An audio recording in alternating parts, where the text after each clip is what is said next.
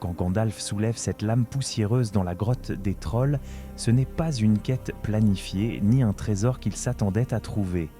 Glamdring apparaît presque comme un murmure venu d'un autre âge, révélé par hasard, posé là aux côtés d'Orcrist, comme si le monde avait attendu ce moment précis pour la rendre à la lumière. Ce qui frappe, ce n'est pas seulement la beauté de la lame, mais cette sensation étrange que le lecteur comme le spectateur ressent d'instinct, qu'elle semble reconnaître la main qui l'a saisie. Gandalf ne la cherchait pas, mais elle, peut-être, l'attendait depuis longtemps, car Glamdring n'est pas une arme ordinaire, c'est un fragment intact d'un royaume disparu, un vestige chargé d'échos, de cris, de serments et d'incendies. Une mémoire forgée dans le feu et l'orgueil d'une cité que le temps a presque effacée, mais dont la lame refuse encore de se taire. Et puisque tu es encore là, ami du cercle, n'attends pas que ton anneau brille pour agir, un simple clic sur s'abonner ou un petit like peut faire plus de lumière que tu ne le penses. Gondolin. Rien que son nom porte une musicalité qui semble survivre au temps, comme un souffle délicat perdu entre les montagnes. Avant que Glamdring ne repose, muette et ignorée, dans la caverne d'une bande de trolls, elle avait connu la lumière dorée de cette cité légendaire, la plus secrète et la plus belle de toutes les demeures des Noldor. Gondolin ne figurait pas sur les cartes des hommes, ni même sur celles des elfes errants. Elle était un rêve protégé par la volonté de son roi, Turgon, et par un cercle de montagnes abruptes, les Écoriates, qui l'enfermaient comme un écrin impossible à deviner depuis les plaines. On dit que lorsqu'un voyageur égaré posait pour la première fois les yeux sur Gondolin, même sans savoir où il se trouvait, il sentait en lui comme un apaisement ancien. Ces tours blanches s'élevaient sous le soleil comme des flèches de lumière. Les murs, polis et gravés par les artisans Noldor, renvoyaient des reflets qu'on aurait dit faits de givre immobile. Les rues, larges et harmonieuses, se déployaient avec une précision presque musicale. Chaque pierre semblait avoir été posée avec le soin d'un poème. Mais Gondolin n'était pas seulement belle, elle était aussi un refuge forgé contre la peur. Les Noldor, après tant d'années de guerre contre Morgoth, avaient construit cette cité comme une réponse au désespoir. Turgon l'avait voulue parfaite, autosuffisante, presque inviolable. Les forges y résonnaient nuit et jour, non pas de l'avidité des guerres, mais de l'espoir qu'un jour une nouvelle résistance pourrait naître.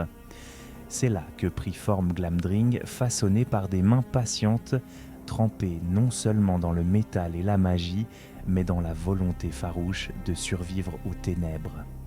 La guerre contre Morgoth planait cependant comme une ombre au-dessus de cette splendeur. Les habitants savaient que la paix dont ils jouissaient n'était qu'une parenthèse fragile.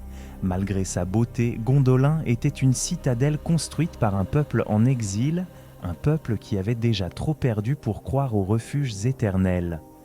Le chant des fontaines se mêlait au murmure des veilleurs de nuit. Les fêtes, même somptueuses, avaient toujours une nuance de gravité. La cité vivait dans une lumière qui pressentait sa propre fin. Lorsque la trahison de Maiglin ouvrit finalement la route aux armées de Morgoth, la chute fut d'une brutalité presque irréelle. Gondolin brûla comme brûle, un rêve que l'aube refuse de laisser durer. Les Balrogs franchirent d'un pied les portes, les dragons renversèrent d'un les tours, et les cris des combattants se mêlèrent au fracas des pierres qui s'effondraient. Turgon, jusqu'au dernier instant, refusa d'abandonner sa ville. Glamdring, son épée royale, brilla encore une fois parmi les flammes, comme si elle tentait de graver dans la nuit les derniers instants d'un royaume condamné. Puis le silence tomba. Lorsque les survivants s'échappèrent par les tunnels secrets, ils n'emportèrent que quelques reliques, quelques souvenirs, oubliant malgré eux certaines choses qui auraient dû être sauvées. Glamdring, elle, disparut dans le chaos. Une arme née de l'orgueil des Noldor et de la beauté d'une cité inviolable, perdue parmi les ruines et les cadavres, abandonnée au temps. que des millénaires plus tard, elles réapparaissent dans les trésors grossiers de 3 trolls ignorants n'a rien d'un hasard banal. C'est l'un des derniers échos de Gondolin, un éclat intact d'un monde disparu qui refuse encore de s'éteindre. Avant que Glamdring n'accompagne un vieil Istari à travers les terres sauvages de la Terre du Milieu, elle appartenait à un souverain dont le nom résonnait comme une note claire dans la mémoire des elfes, Turgon, fils de Fingolfin, roi de Gondolin, dernier phare de noblesse et de résistance au cœur du Premier Âge. Pour comprendre la véritable portée de cette épée, il faut d'abord comprendre l'homme, ou plutôt l'elfe, qui la portait. Turgon était un être façonné par la grandeur et la perte.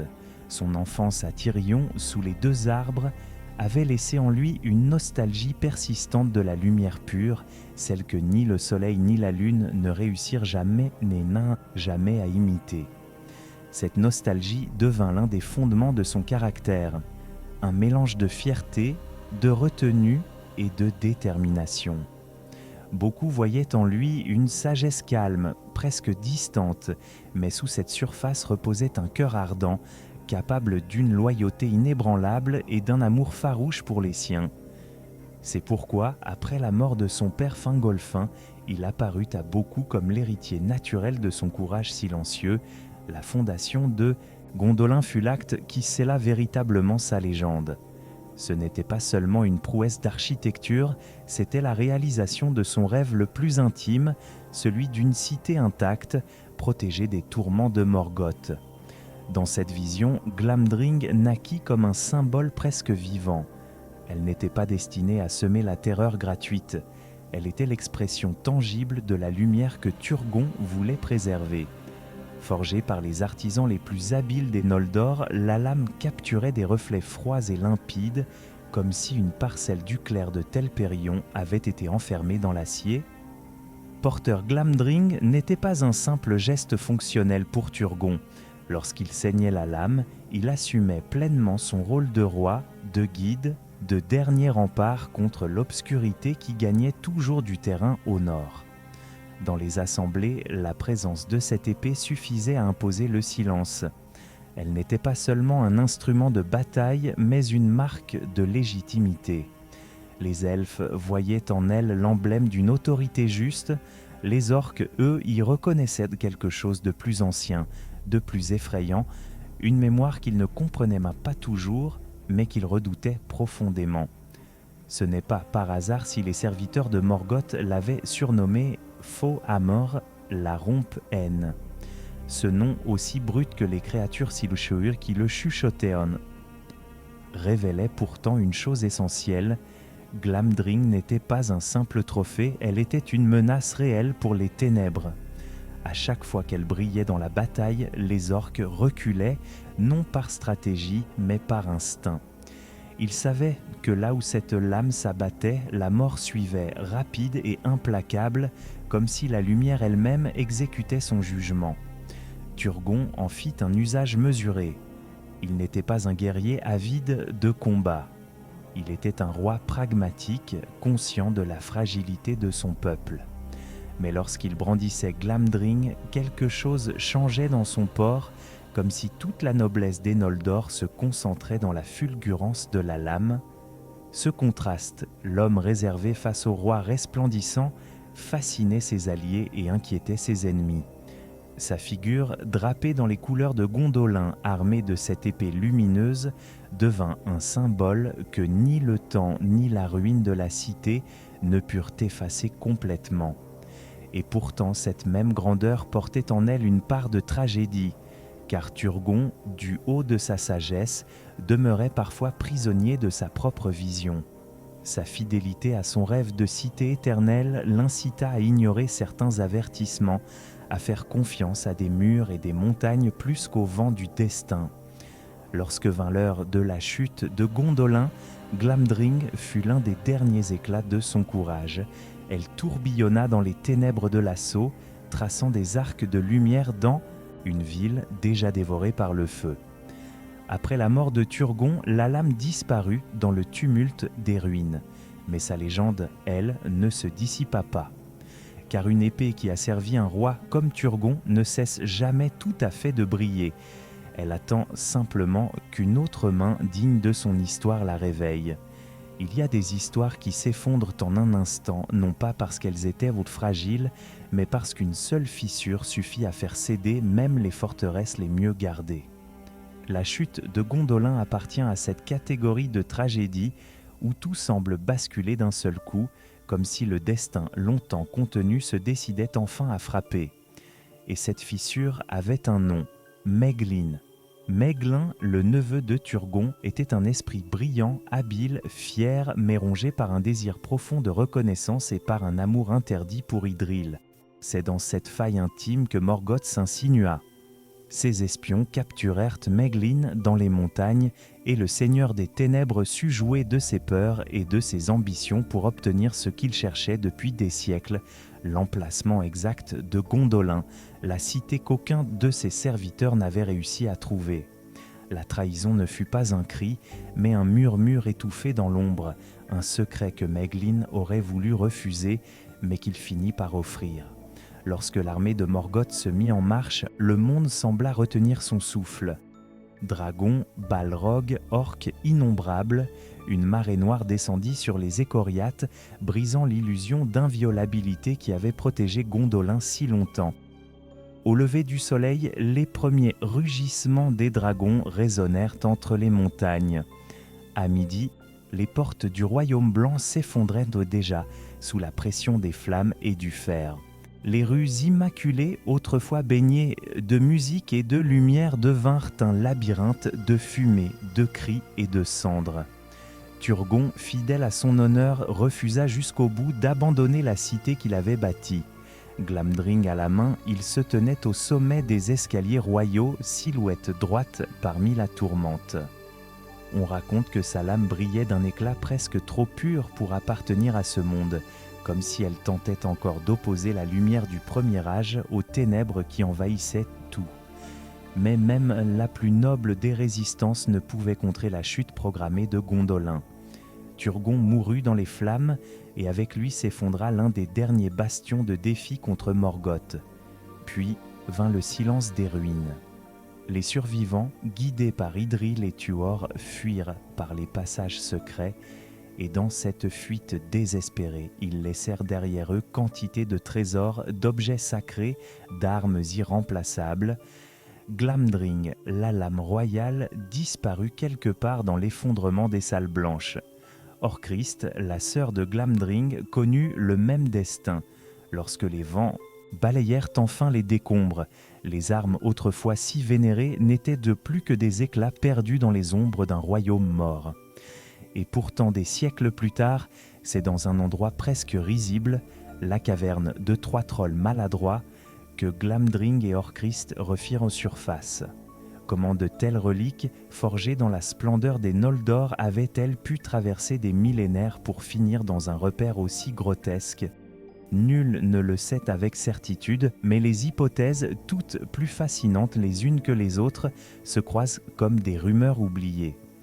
Peut-être furent-elles arrachées des ruines par les orques eux-mêmes, avides de trophées, puis revendues ou échangées dans les marchés clandestins de Langband déclinants.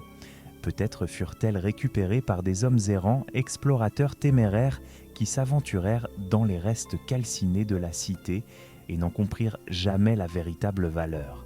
Certains imaginent même que des nains, connus pour leur flair légendaire en matière de reliques, auraient pu retrouver ces lames et les céder, volontairement ou sous la contrainte, avant qu'elles ne disparaissent à nouveau dans les routes obscures du commerce des armes. Il existe aussi une autre théorie plus mystérieuse encore, celle de chemins oubliés, de passages souterrains reliant les ruines de Gondolin à des terres lointaines où le hasard, plus que la volonté, aurait emporté les armes d'un âge révolu vers des lieux indignes de leur histoire. Une idée presque vertigineuse, mais qui rappelle une vérité essentielle. Les objets chargés de mémoire ne disparaissent jamais vraiment. Ils se contentent de dormir, attendant que quelqu'un, même 3 trolls, les exhume par inadvertance. Ainsi, lorsque Bilbo, Thorin et Gandalf tombèrent sur ces 2 lames, c'était bien plus qu'une trouvaille fortuite. C'était un écho du passé, un fil invisible reliant un royaume disparu depuis des siècles aux pas hésitants d'un groupe d'aventuriers. Glamdring avait traversé le temps, la guerre et l'oubli, comme si quelque chose ou quelqu'un refusait qu'elle soit perdue à jamais.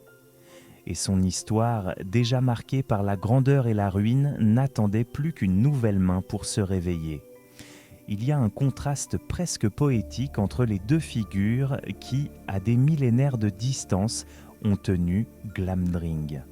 D'un côté, Turgon, roi des Noldor, porteur d'une majesté forgée dans les lumières anciennes, souverain d'une cité qui brillait comme un joyau perdu du premier âge. De l'autre, Gandalf, voyageur discret, errant sans couronne ni royaume, dont les pas se confondèrent souvent avec ceux des simples mortels. Et pourtant, lorsque le magicien soulève Glamdring dans la pénombre de la caverne, quelque chose se réveille. Un lien fragile d'abord, mais indéniable entre ces deux êtres si différents. Gandalf ne ressemble en rien aux rois qu'ont connus les forges de Gondolin. Il n'a pas leur fierté silencieuse, ni leur éclat presque immobile. Son autorité n'est jamais imposée, mais acquise par la patience, le regard et le poids de ses mots. Mais lorsque ses doigts se referment sur la garde de Glamdring, la lame semble reconnaître en lui plus qu'un simple porteur, une continuité. Comme si le feu ancien qui sommeillait depuis la mort de Turgon trouvait enfin un souffle pour se rallumer. Dès que Gandalf la tire du fourreau, Glamdring reprend une clarté qu'elle n'avait pas montrée depuis des siècles. Les orques sont les premiers à s'en rendre compte. Eux, qui n'avaient jamais vu la lumière de Gondolin, ressentent pourtant instinctivement la même terreur que leurs ancêtres. Ils n'ont pas de mots pour décrire cette lame, mais ils en connaissent l'éclat, transmis comme un cauchemar de génération en génération.